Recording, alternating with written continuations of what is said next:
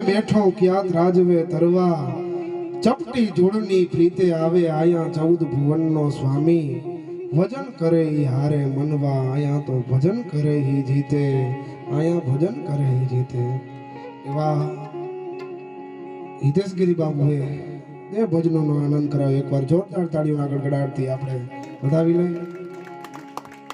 હા, કારણ કે આ સંત વાણી છે. દેવરાજ ગઢવી ઉપલેટાનો બાપુ એક દુહો છે કે બકાલા કેરી બજારે અને લાખો આવે લોક પણ કુંજન હાટે કોક અમે દીઠા માનવ દેવરા.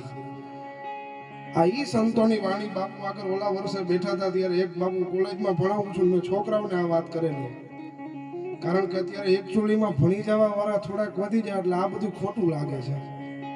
મેં એમને 23 માર્ચ ગઈ બાપુ અને મેં પૂછ્યું કે ભાઈ આપણે આ શહીદ દિવસ શું કરવા ઉજવી છે? 60ના ક્લાસમાં એક હાથ ઊંચો નહોતો થયો.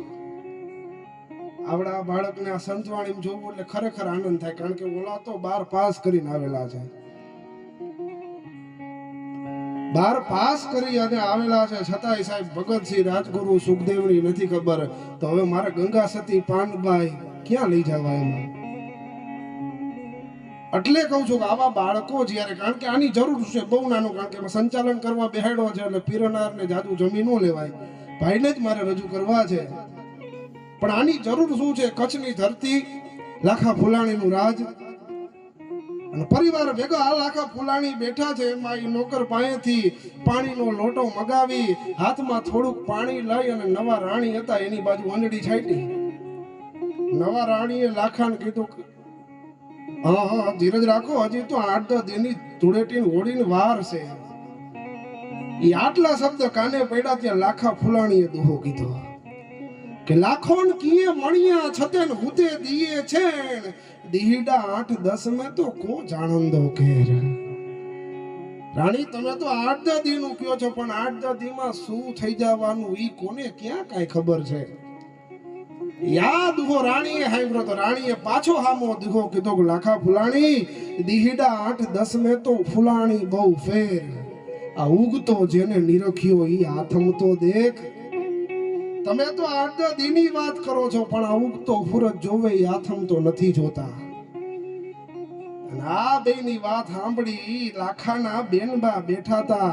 એને દુહો કીધો કે લાખો ભૂલો લખપતિ ઉમાન ભૂલી વેણ આ શ્વાસો ઉપવાસે ઉડો પછી કો જાણંદો કેર. હે લાખાજી તમે તો 8-10 દીની વાત કરો. અમારા ભાભી સાહેબા છે ઈ તો એમ કેવા હાય કે સૂરજ ઉગે ને હાથમે એની વાત કરે. પણ આ શ્વાસ લીધા પછી પાછો ઠેલાય છે કે નહીં એની કોને ખબર છે?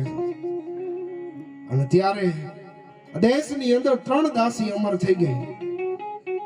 એક આડીદર બોડીદર ની અંદર વાલભાઈ નામની ઈ વડારણ દાસી કે જેને રાણા વંશને પહોંચાડ્યો હતો. બીજી દાસી મહારાણા પ્રતાપના બાપુ ઉદયસિંહ સભા ભરીને બેઠા હોય એની અંદર એક દાસી સડપ સડપ સડપ ડગલા માંડે એટલે આખી સભા ઊભી થઈ જતી. તેથી રાણાની ઉંમર નાડીને પોતાની જનેતા જયવંતાબાઈને પૂછ્યું કે માં એક દાસી આવે ને આખી સભા કાં ઊભી થઈ જાય? અને ત્યારે જયવંતાબાઈ રાણા પ્રતાપને કહે છે કે રાણા જેથી તારો બાપ ઉદયસિંહ ઘોડિયાની અંદર હૂતો તો ને તેથી તારો હગો કાકો બલવી હીર એમ કહેવાય કે મારવા હાટું આવ્યો તો તેથી ઈ પોતાના વંશને જાતો કરીને રાણા તારા વંશને બચાવ્યો ને એટલે આખી એમ કહેવાય કે સભા ઊભી થઈ જાય છે. અને ત્રીજી દાસી બાબુ મારા વાંચવામાં આવ્યું છે ત્યાં મુજબ લાખા ફુલાણીના રાજની અંદર ડાઈ ડુમરી નામની દાસી થઈ ગઈ. આ ત્રણેયની વાત સાંભળી. એકે 8-10 દી કીધું, એકે સૂરજનું કીધું, એકે એમ કીધું કે આ શ્વાસ ઉપડે અને પાછો ન લેવાય. ત્યારે ડાઈ ડુમરી નામની દાસીએ કીધું બેનબા તમે તો શ્વાસની વાત કરો છો ને, કેટલા એવા જોગી છે કે એકવાર શ્વાસ લઈ લીધા પછી એમ કહેવાય કે વયા જાય ને વર્ષો પછી બહાર નીકળે.